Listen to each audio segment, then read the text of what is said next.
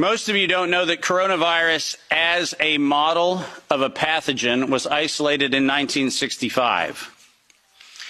Coronavirus was identified in 1965 as one of the first infectious replicatable viral models that could be used to modify a series of other experiences of the human condition. It was isolated once upon a time associated with the common cold. But what's particularly interesting about its isolation in 1965 was that it was immediately identified as a pathogen that could be used and modified for a whole host of reasons. And you heard me correctly, that was 1965. And by the way, these slides are public domain. You're welcome to look at every single reference. Every comment that I made is based on published material, so do make sure that you look at those references. But in 1966, the very first COV coronavirus model was used as a transatlantic biological experiment in human manipulation. And you heard the date, 1966. I hope you're getting the point of what I'm saying. This is not an overnight thing. This is actually something that's been long in the making. A year before I was born, we had the first transatlantic coronavirus data sharing experiment between the United States and the United Kingdom. And in 1967, the year I was born, we did the first human trials on inoculating people with modified coronavirus. Isn't that amazing? 56 years ago, the overnight success of a pathogen that's been 56 years in engineering. And I want that to chill with all of you. Where were we when we actually allowed, in violation of biological and chemical weapons treaties, where were we as a human civilization when we thought it was an acceptable thing to do to take a pathogen for the United States and infect the world with it? Where was that conversation? And what should have been that conversation in 1967? That conversation wasn't had. Ironically, the common cold was turned into a chimera in the 1970s.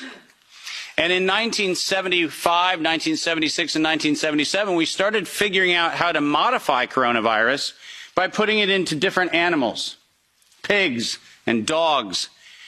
And not surprisingly, by the time we got to 1990, we found out that coronavirus as an infectious agent was an industrial problem for two primary industries, the industries of dogs and pigs. Dog breeders and pigs found that coronavirus created gastrointestinal problems, and that became the basis for Pfizer's first spike protein vaccine patent, filed, are you ready for this, in 1990. Did you hear what I just said? 1990. Operation Warp Speed? I'm sorry. Where's the warp and the speed? Pfizer, 1990, the very first spike protein vaccine for coronavirus. Isn't that fascinating? Isn't it fascinating that we were told that, well, the spike protein is a new thing. We just found out that that's the problem. No. As a matter of fact, we didn't just find out it was not just now the problem. We found that out in 1990 and filed the first patents on vaccines in 1990 for the spike protein of coronavirus. And who would have thought? Pfizer. Clearly the innocent organization that does nothing but promote human health. Clearly Pfizer. The organization that has not bought the votes in this chamber and in every chamber of every government around the world. Not that Pfizer. Certainly they wouldn't have had anything to do with this. But oh yes, they did. And in 1990 they found out that there was a problem with vaccines. They didn't work. You know why they didn't work? It turns out that coronavirus is a very malleable model. It transforms and it changes and it mutates over time. As a matter of fact, every publication on vaccines for coronavirus from 1990 until 2018, every single publication concluded that coronavirus escapes the vaccine impulse. because it modifies and mutates too quickly for vaccines to be effective. And since 1990 to 2018, that is the published science, ladies and gentlemen. That's following the science. Following the science is their own indictment of their own programs that said it doesn't work. And there are thousands of publications to that effect, not a few hundred, and not paid for by pharmaceutical companies. These are publications that are independent scientific research that shows unequivocally, including efforts of the chimera modifications made by Ralph Baric in the University of North Carolina, Chapel Hill. All of them show vaccines do not work on coronavirus. That's the science. And that science has never been disputed. But then we had an interesting development in 2002. And this date is most important.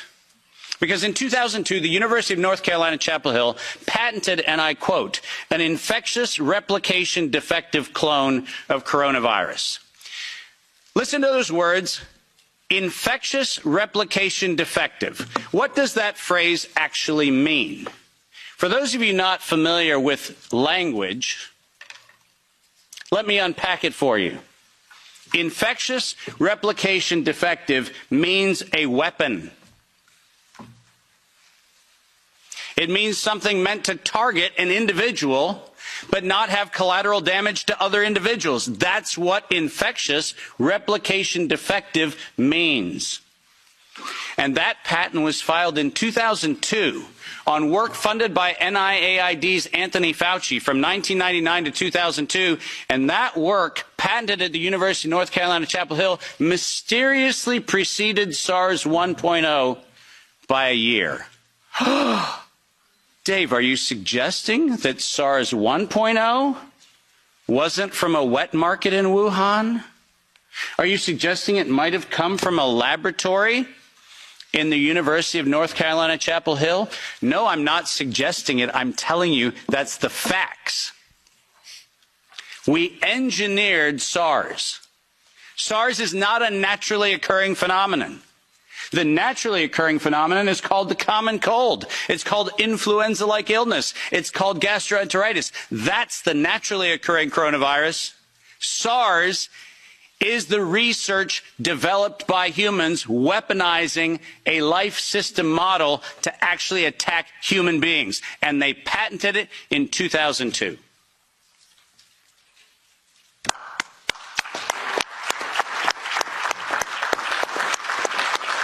And in 2003,